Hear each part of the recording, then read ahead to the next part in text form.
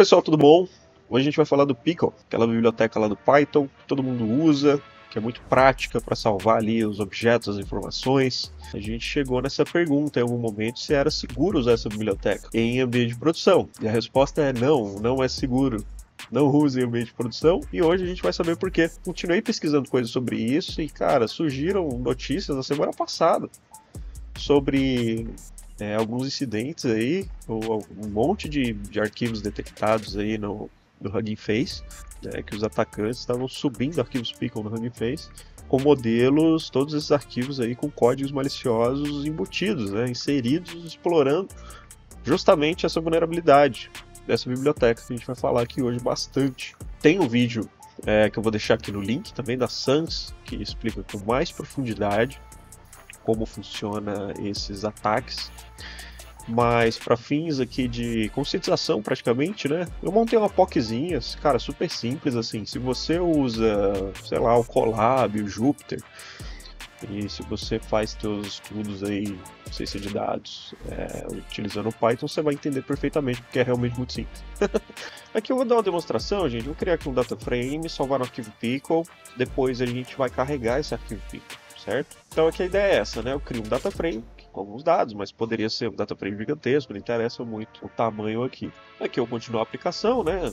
Em algum momento a gente iria carregar esse data frame de novo, né? Ou em outro arquivo Python, né? E nesse momento que a gente carrega, a gente consegue ver ele aqui bonitinho, né? Então salvei o arquivo Pickle, carreguei o arquivo Pickle. O que a gente vai fazer agora, gente? Eu vou envenenar esse arquivo aqui. Vou usar a vulnerabilidade do Pickle, vou adicionar trechos de código aqui dentro e a gente vai explorar de algumas formas. Esse aqui é o código. Gente, isso aqui é o código. Só isso, no fim das contas, né? Então qual que é a lógica aqui, gente? A função que a gente vai explorar é o reduce, tá? Esse método aqui, reduce. Porque esse método ele é executado assim que o arquivo é carregado, né? Antes de qualquer coisa. Você carregou o arquivo, ele executa, tá? De forma que, uma das coisas que eu pensei aqui, quando eu criei isso aqui, foi que eu queria que a pessoa, ao carregar o arquivo Pickle, não percebesse eventualmente que algum código malicioso foi executado.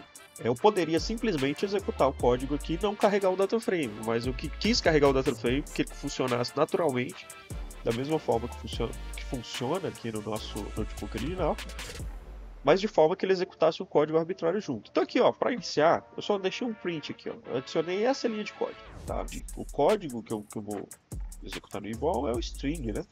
A gente transforma o código para o string e o eval vai executar. O eval ele recebe uma tupla, né? Por isso que aqui tem uma vírgula, não tem nada aqui. Então, ó, eu tinha criado lá.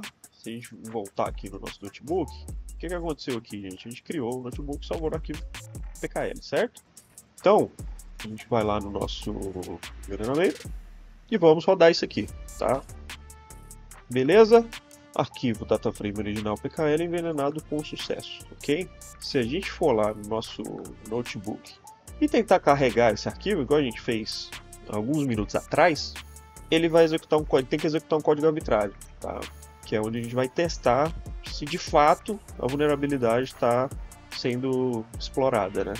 Ou seja, se eu der um play aqui, ó a diferença.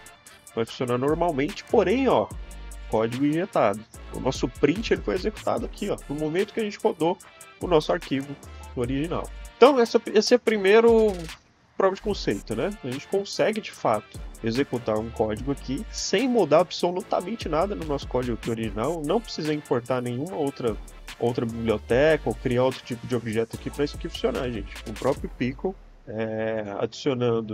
alterando dessa forma aqui os dados, né? Carregando os dados originais e adicionando eles dessa forma, consigo adicionar um código injetado, né? E falando em malicioso, a gente pode evoluir um pouquinho, né? Falar assim, gente, não vou ficar só nisso, né? Vamos tentar fazer o que provavelmente um atacante faria, que é a execução de um shell reverso, por exemplo, né? O que a gente vai mudar aqui agora é, nesse print aqui, em vez de ser somente um print, a gente vai adicionar mais código aqui. Aqui no lugar do print a gente colocou aqui um shell reverso super comum. Esse termo, gente, shell reverso, o pessoal da área de segurança cibernética tá careca de saber, né? Mas talvez o pessoal da área de ciência de dados não tá muito habituado. O que acontece? Normalmente, os sistemas têm firewalls, tem um monte de proteção para conexões externas, né? Tentativas de acesso de fora para dentro de um sistema é muito raro de estar totalmente liberado. Normalmente os criminosos digitais, eles trabalham com conexões reversas. É o link que ele te manda para clicar, é o e-mail que ele te manda com um negocinho que você baixa e executa. Sempre é uma conexão de dentro da sua máquina para fora, porque normalmente isso não é filtrado, né? Quando ele executar esse código aqui, ele vai tentar conectar nesse servidor externo aqui. No caso aqui não é um servidor externo 127.0.0.1, porque eu estou simulando na minha própria máquina, né? Então eu vou subir aqui, eu estou com um Linux rodando aqui no WSL do Windows, né? Estou simulando aqui um Linuxzinho como sendo o atacante, né? Esse atacante, ele vai aguardar essa conexão. Então o que ele faz? Ele sobe o servidor, abre uma porta de comunicação e fica aguardando a pessoa carregar o arquivo Pickle, né? Eu ainda não envenenei o arquivo, certo? Então vamos fazer o seguinte, ó. Vamos só garantir que a gente está com o arquivo limpo aqui. Vou rodar aqui, ó. Vou criar um data frame. Vou executar isso aqui de novo para ele salvar o data frame puro aqui, né? No arquivo PK1. Vou lá no nosso envenenamento agora. Nosso arquivo agora que tem o shell reverso, certo? Vou executar ele aqui. Ele vai gerar envenenado com sucesso. Vou deixar aqui na telinha do atacante, que está escutando na porta. E vou executar o notebook lá, né? E agora, no que seria no pipeline normal de produção, a vítima vai simplesmente abrir o arquivo. Vou simplesmente abrir o arquivo original aqui, vocês vão ver o que vai acontecer. Abrir o arquivo original, receber aqui embaixo o shell reverso, a conexão reversa. Se eu der um giro aqui, ó, ele já está conectado na máquina da vítima, certo?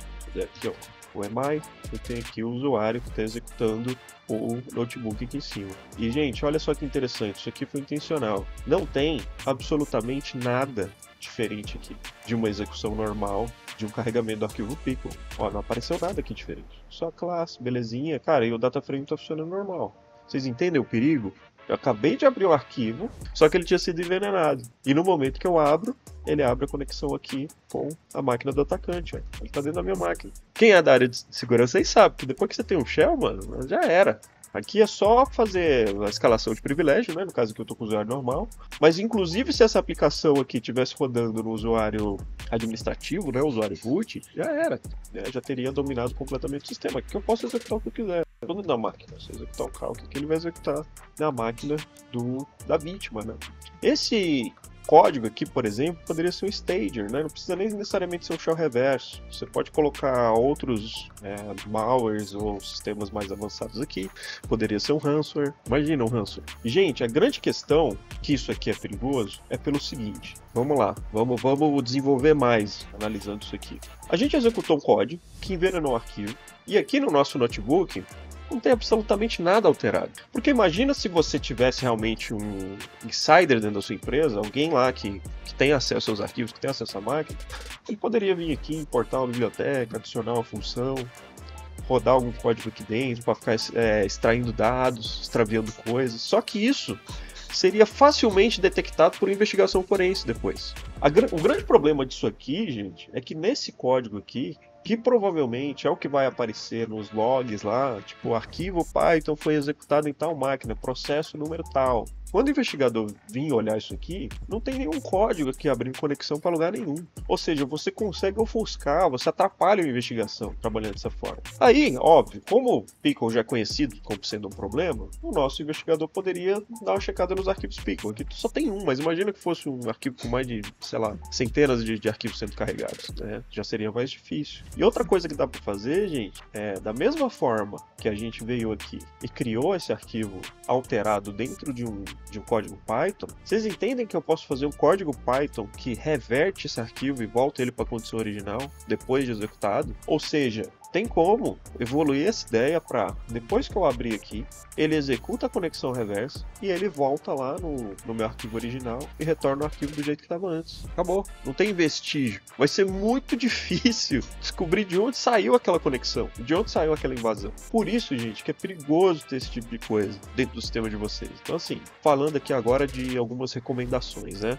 Vamos falar sobre isso. O que fazer então? Ah, você tá usando o Pickle no teu sistema. O que você precisa, como é que você vai resolver essa encrenca aí? Então assim, gente, primeira coisa, tentar substituir, eliminar a vulnerabilidade. Então tira o Pickle e usa outras coisas, né? Se você tá salvando o modelo, salva lá no formato que era, sei lá, meu. Vê um formato aí que você salva, óbvio, que também não serializa objetos, não serializa classes e códigos que podem ser executados, que vai dar na mesma, vai ter o mesmo problema. Então você pode usar os próprios formatos, um JSON, sei lá, trabalha com formato que não executa em código, né? Mais estruturados, que são alternativas melhores, né? Você tem aí, sei lá, o Parquet para data frame, super legal, né?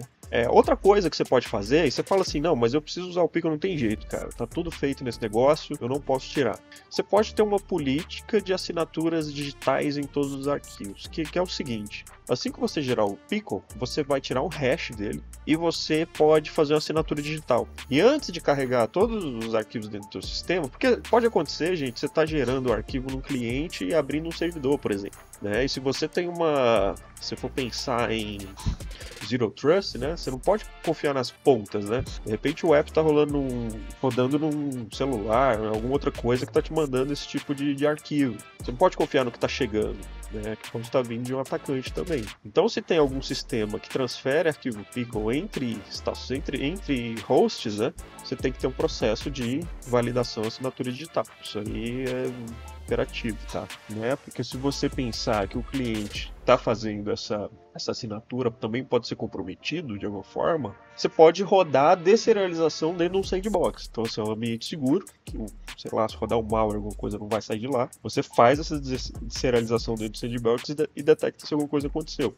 Né? Ou você pode também, que é uma outra opção, fazer pegar a biblioteca do Pickle e reprogramá-la, alterá-la. Porque, cara, tudo código aberto, você tem acesso ao código-fonte. Então você pode ir lá na biblioteca de deserialização e alterar. E fazer de um jeito que não execute, sei lá, um eval da vida. Tipo, teu sistema não usa eval e nem usa o exec lá. Tira essas coisas. Tipo, simplesmente não executa se tiver. Então você consegue, podando a biblioteca Pickle e criando uma biblioteca mais segura. Pode ser uma alternativa também. Mas vocês estão percebendo que está ficando cada vez mais complicado e mais profundo, né? Vamos dar uma olhada nos arquivos, o que acontece com eles. Isso aqui é interessante. Tá pra cá. Ó, eu vou executar aqui de novo, criação do data frame, certo? E a gente vai dar uma olhada lá nesse arquivo aqui agora, ó, arquivo de validação aqui que eu fiz. O Pickle tem essa biblioteca chamada Pickle Tools, que você pode dar uma olhada que tem no Pickle. Né? Vamos executá-la aqui, vocês vão entender. Olha só, gente, isso aqui é o que tem dentro do arquivo Pickle, uma forma aqui, um tipo de visualização. Né? Então ele tem todos esses endereços aí, eu não sei exatamente o que significam. Mas eu vou executar agora o mesmo comando, depois de envenenar o arquivo, depois de colocar o código malicioso dentro dele. Tá? Vocês vão entender por que eu fiz isso. Eu vou agora executar aqui, envenenar o arquivo, volto lá para validação e executo de novo. Ó, olha a diferença. Isso aqui é o arquivo envenenado, tá? Com o nosso payload aqui dentro, certo? Muito diferente disso aqui. Você tem mudança de tamanho também.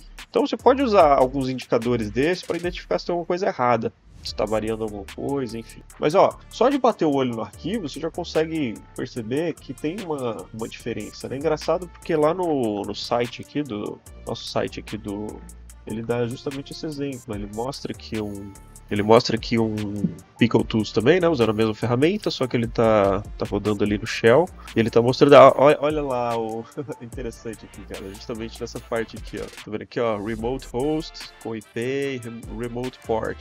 Isso aqui é provavelmente uma conexão reversa. Mesma história lá que a gente fez, ó. Então, assim, isso aqui tá porcamente inserido, né, gente? Isso aqui qualquer sistema de segurança cibernética eventualmente detecta isso aqui. É fácil desenvolver um sistema para validar os arquivos Pickle se for para achar isso aqui. A grande questão que eu falo os caras fazem tanto codificações quanto ofuscações muito mais avançadas do que isso. Não dá para confiar simplesmente nisso. Assim, o ideal é realmente eliminar essa biblioteca do processo de vocês, tá bom? Tá, mas e aí, pensando nesse ataque, né? Pensando na dinâmica desse ataque. Para uma pessoa conseguir alterar um arquivo Pickle dentro de um sistema, ela precisa ter acesso de alguma forma, tá? Ou fazer com que esse arquivo seja inserido dentro desse ambiente. Então, uma das formas foi essa, das notícias, né, que eu citei no início, que o pessoal, os atacantes estavam colocando os arquivos lá no Hugging Face, que é um repositório que tem centenas de modelos, a gente baixa coisa de lá. Poderia ter também, não sei, no Kaggle, o pessoal gosta de usar o Kaggle também, poderia ter arquivos Pickle lá. Então, assim, é uma forma de inserir esse arquivo corrompido, né, com esses dados maliciosos aí dentro do sistema das empresas. Mas teria outras formas de inserir isso também. Tem tipos de atacante, né? Pode ter o próprio insider, né, que eu já citei aqui mais cedo também, que é o que a gente, empresas, cara, muita gente trabalha, tem rotatividade alta, eventualmente vai ter algum colaborador aí que pode ser cooptado por organizações criminosas. Isso acontece muito, acontece bastante, na verdade. E para inserir um arquivinho desse lá dentro do pipeline e ficar por isso mesmo, tá? E outra coisa também, pessoal, se você pensar em termos de acesso físico às máquinas, né? Tem um negocinho, vou mostrar para vocês aqui. Isso aqui, ó, o pessoal da segurança já conhece provavelmente, né? Isso aqui é um pequeno microcontrolador que você pode programar, você pode inserir um código aqui dentro. E você coloca no USB, tá vendo aqui, ó? Isso aqui é um conectorzinho USB. Você só coloca isso aqui, só pluga no USB momentaneamente. Em alguns segundos ele vai, por exemplo, varrer todo o sistema e envenenar todos os arquivos Pickles da máquina que o usuário em questão tem acesso, tá? Então, assim, o acesso físico também pode ser um fator crítico para execução desse tipo de ataque, né? Bom, pessoal, se vocês gostaram desse vídeo aí e vocês têm mais dúvidas aí relacionadas à questão de segurança no ambiente de desenvolvimento, com relação aí à ciência de dados, a como você protege um ambiente, como você cria métodos e procedimentos de segurança, se você ainda não tem um plano de diretor de segurança cibernética, se você não tem métodos de controle de acesso ao teu hardware, aos teus dispositivos, se você não tem ainda uma metodologia de backup, teste, recuperação do teu sistema, eu tenho uma consultoria chamada Mentara, vocês podem entrar aí no site, vou deixar um link aí. Se você realmente respondeu negativamente essas perguntas, você precisa pensar um pouco mais sobre isso, gente, porque assim, as histórias tristes, elas começam justamente dessa forma. É numa biblioteca dessa, é num update que não rolou, né? E eu sei que todo mundo tem muita coisa para fazer, é difícil ficar pensando em tudo. É interessante contar sempre com os especialistas aí para desenvolver esse tipo de solução para vocês, né? Pensar no teu negócio especificamente, porque cada business aí, cada negócio tem uma exigência diferente, né? Então entra no site lá, manda um e-mail, faz o contato, fala com a gente pensa isso aí para vocês, tá bom? Valeu, obrigado!